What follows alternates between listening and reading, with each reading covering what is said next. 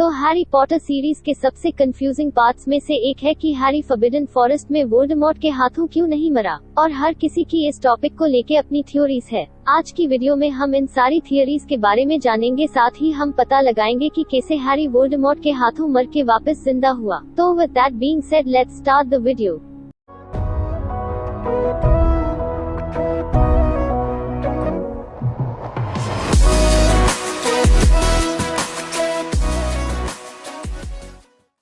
तो battle of Hogwarts में Harry को पता चलता है कि 17 साल पहले जब वोल्डेमॉर्ट ने उसे मारने की कोशिश की थी, तब उसने अनजाने में हैरी के अंदर एक हॉक्रक्स बना दिया था, जिसका मतलब अगर हैरी बैटल ऑफ हॉगवर्ट्स में वोल्डेमॉर्ट को मार भी देता तो भी वो हैरी के अंदर बने हॉक्रक्स की वजह से जिंदा रहता, और उस हॉक्रक्स को खत्म करने के लिए हैरी को भी मरना पड़ेगा। जिसके बाद हैरी फॉरबिडन फॉरेस्ट में जाता है और वोल्डेमॉर्ट उसे मार देता है, और यहाँ से सारा कंफ्यूजन शुरू होता है कि हैरी मर के वापस कैसे जिंदा हुआ।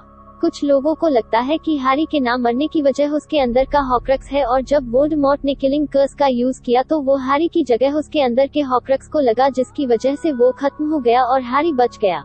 और एक थ्योरी के हिसाब से हैरी, स्नेप और वोल्डेमॉर्ट 3 ब्रदर्स ऑफ डेथ की तरह है, जहां वोल्डेमॉर्ट सबसे बड़ा भाई है जो पावर का भूखा था और उसके पास एल्डर छड़ी भी थी। स्नेप दूसरा भाई था जिसके पास रेजरेक्शन स्टोन था और उसने अपने प्यार को खो दिया था। हैरी तीसरा भाई था जिसके पास इनविजिबिलिटी क्लोक था, और अपना समय पूरा होने पे उसने मौत को पुराने दोस्त की तरह गले लगाया। और डम्बलडोर डेथ थे जिन्होंने तीनों भाइयों को डेथली हैलोज दिए, और मरने के बाद हैरी डम्बलडोर को एक पुराने दोस्त की तरह मिलता है जैसे तीसरा भाई डेथ से मिला था। और ये theory best Harry Potter theory मानी जाती है, और J.K. रोलिंग भी इसे अपनी फेवरेट फैन थियरी मानती है।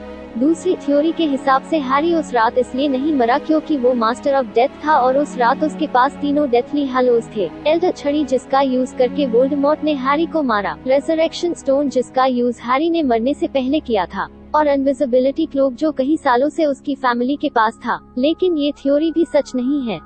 तो मरने के बाद जब हैरी लिम्बो में जाता है और डम्बलडोर से मिलता है, तब वो उसे उसके ना मरने की असली वजह समझाते हैं। तो 17 साल पहले जब वोल्डेमॉर्ट हैरी को मारने की कोशिश करता है, तब लिली बीच में आ जाती है और अपने बच्चे के लिए अपनी जान दे देती है, और इस सैक्रिफाइस की वजह से हैरी पे एक प्रोटेक्शन बन जाता है।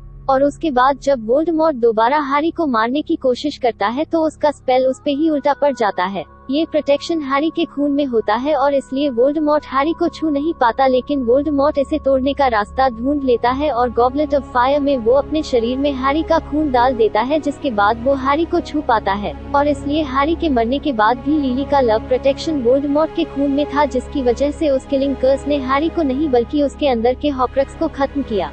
लेकिन अब सवाल ये आता है कि हैरी लिम्बो से वापस अपनी बॉडी में कैसे आया। तो लिम्बो में होने के बाद भी हैरी पूरी तरह मरा नहीं था, और डम्बलडोर उसे 2 रास्ते देते हैं, या तो वो डम्बलडोर के साथ रुक जाए या वापस जिंदा होके अपने शरीर में लौट जाए। और हैरी वापस जाने का फैसला करता है ताकि वो अपनी और वोल्डेमॉर्ट की लड़ाई को हमेशा के लिए खत्म कर दे।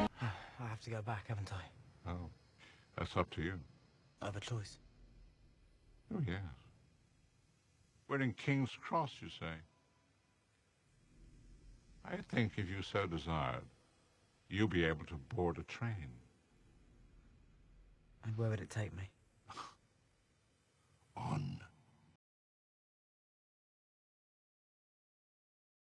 तो जब हैरी फॉरबिडन फॉरेस्ट में अपनी जान देता है ताकि उसके दोस्तों की जान न जाए, तो वैसा ही प्रोटेक्शन उसके दोस्तों पे भी बन जाता है जैसा इतने साल पहले उसकी माँ ने उसे दिया था। तो अगर आपको ये वीडियो पसंद आई तो प्लीज इस वीडियो को लाइक करें। अगर आपको हैरी पॉटर के किसी स्पेसिफिक टॉपिक पे वीडियो चाहिए तो हमें कमेंट करके बताएं। साथ ही अगर आपको और हैरी पॉटर वीडियोस देखनी है तो डिस्क्रिप्शन में विजिटिंग वर्ल्ड प्लेलिस्ट की लिंक पे क्लिक करें। मैं ऐसे ही नई वीडियोस लाता रहूंगा, तो चैनल को भी सब्सक्राइब करें और हमें इंस्टाग्राम पर भी फॉलो करें। और मैं आपसे मिलता हूँ अगली वीडियो में।